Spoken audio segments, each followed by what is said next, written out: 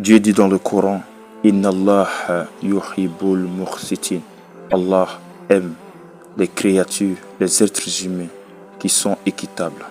À l'époque du prophète alayhi salam, pendant la bataille de Uhud qui s'est faite entre les musulmans et les mécréants ont dominé les musulmans et certaines personnes que le prophète alayhi salam aimait le plus ont été tuées.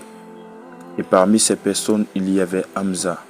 Le prophète alayhi salam, après ce mal, dit, ils ont tué Hamza, mon prophète, je vais tuer 100 personnes. Ainsi, Dieu fait descendre un verset dans le Coran pour interpeller le prophète alayhi salam pour dire, non, tu as oublié que tu es musulman, tu as oublié que tu es un croyant Mohammed. Tu dois être équitable, tu dois être juste. Ils ont tué une seule personne, alors tu as le droit de tuer une seule personne. Tu n'as pas le droit de tuer 100 personnes. Tu dois être équitable obligatoirement. Allah Akbar.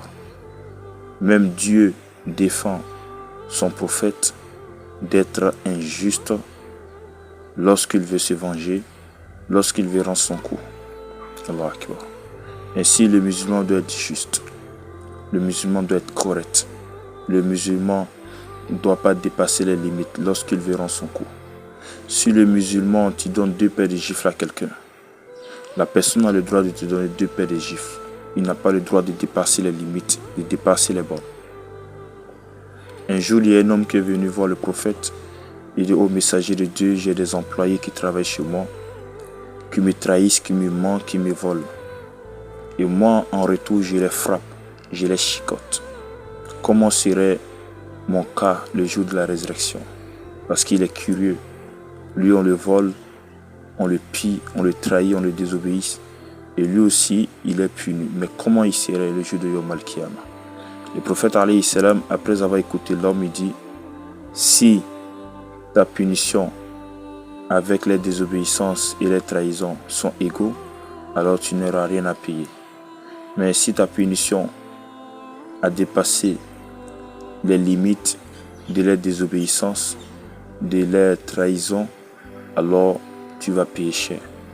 Et le prophète ajouta, tu ne lis pas le verset où Allah dit, chaque âme serait rétribuée selon ce qu'il a fait. Ainsi, Allah est parfaitement connaisseur de ce que vous faites. Ainsi, l'homme, après avoir entendu cela, choqué, a commencé à sangloter, a commencé à crier, a commencé à pleurer. Parce qu'il sait qu'il a dépassé les limites, il a été injuste envers ses employés, envers des personnes qui travaillent chez lui.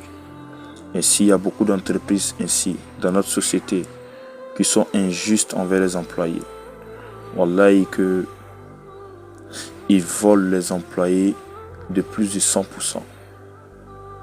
Si tu es payé à 200 000, ton patron va te payer à 100 000. Si tu es payé à 50 000, ton patron va te payer à 20 000. Ainsi, il y a certaines injustices qu'on commet dans les sociétés, que tu sois musulman ou pas, mais cela, il faut que tu arrêtes. Ainsi, l'islam nous demande d'être juste, d'être équitable, de ne pas dépasser les bornes. Même Ali ibn Abi Talib, à son époque, l'homme qui est venu l'assassiner en le poignardant avec un couteau sur le front, au moment où il est en train d'agoniser, au moment où il a le mal, il appelle les musulmans, il dit, voyez cet homme qui a tenté à m'assassiner. Si je meurs, soyez équitable. Tuez-le comme de la manière qu'il m'a tué. Ne dépassez pas les limites. Ne le défigurez pas. Ne le bafouez pas. Donnez-lui les mêmes coups qu'il m'a donnés. Allah Akbar. Malgré qu'il est sur son lit d'hôpital, il demande à ses frères musulmans de ne pas abuser, de ne pas transgresser, de ne pas dépasser les limites.